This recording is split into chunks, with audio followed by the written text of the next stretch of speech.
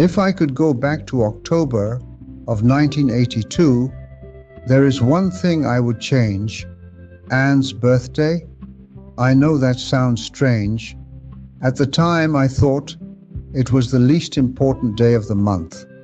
Today, I know it may have been the most important.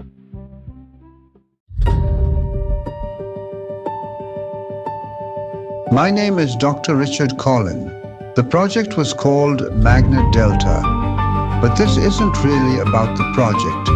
It's about a story that spent more than 40 years sitting in a box. And I think that's where it all began.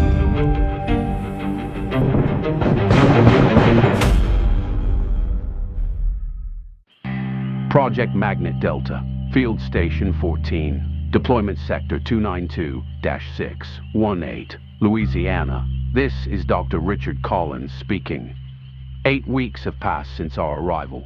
Field data collection is continuing.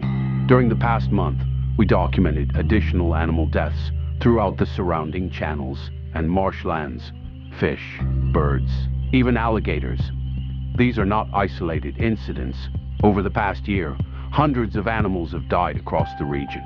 There were days when, instead of conducting measurements, we spent the entire day collecting carcasses. In mid-October alone, we documented more than 50 dead animals across 3 separate locations in a single week. Most appeared to have died only a few days earlier. None of the cases resembled poisoning or disease. The examination reports showed no signs of infection, no signs of contamination, no signs of physical trauma. The animals had simply died. At present, we have no acceptable explanation for it. Electromagnetic monitoring continues. The recurring anomalies previously recorded have appeared again. On October 18th, our instruments registered continuous deviations for nearly 12 hours. We had never observed anything like that before.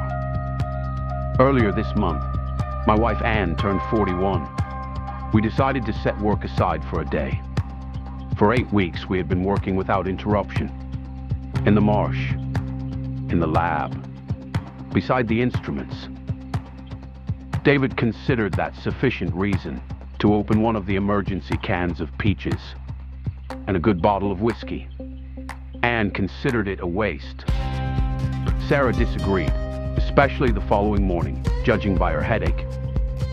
On one thing, however, we all agreed. We needed a day off. That day, we conducted no active measurements. We transmitted no test signals. We ran no calibration procedures. The instruments remained operational, but only in passive observation mode. The following morning, Anne and David headed into the field. They returned unusually early. Their daily report was short, remarkably short.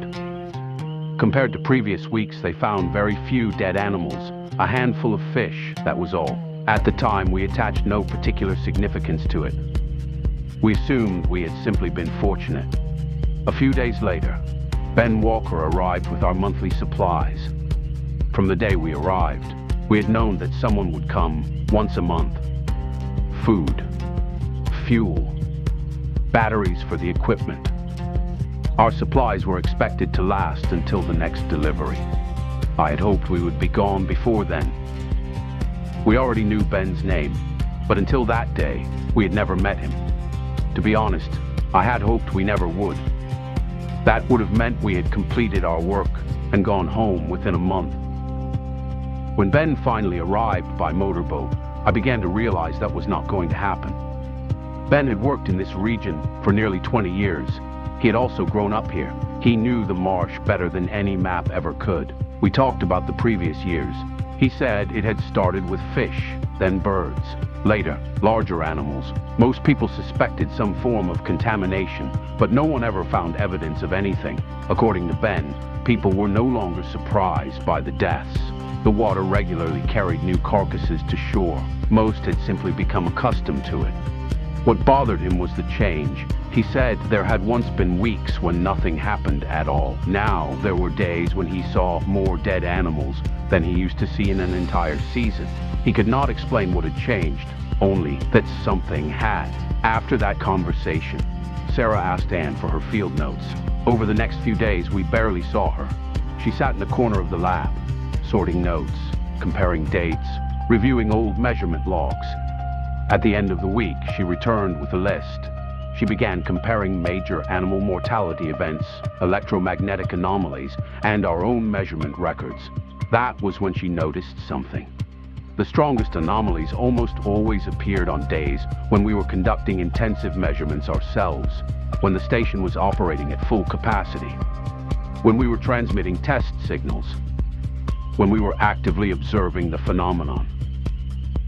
And the one day we had nearly shut everything down had been Anne's birthday.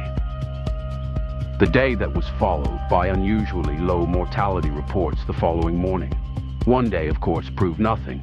Sarah argued that was exactly what made it interesting. She did not claim to have found the cause. She did not claim to have proof. She only asked a question. What if we're not just observing the phenomenon? What if we're influencing it somehow? None of us had an answer. The data proved nothing, at least not yet. But for the first time, the animal mortality reports, the electromagnetic anomalies, and our own measurement logs were lying on the same table. And for the first time, we kept seeing the same dates appear again and again, in different columns, in different reports, without any explanation. There was, however, one problem. The animal deaths had begun months before our arrival. We couldn't have caused them. This is Dr. Richard Colin, end of log. The animal deaths had begun months before our arrival. We couldn't have caused them. At least that's what we believed at the time. David, however, had little patience for unanswered questions. A few days later, he began working on something. At first, I thought it would be just another instrument among many. I was wrong.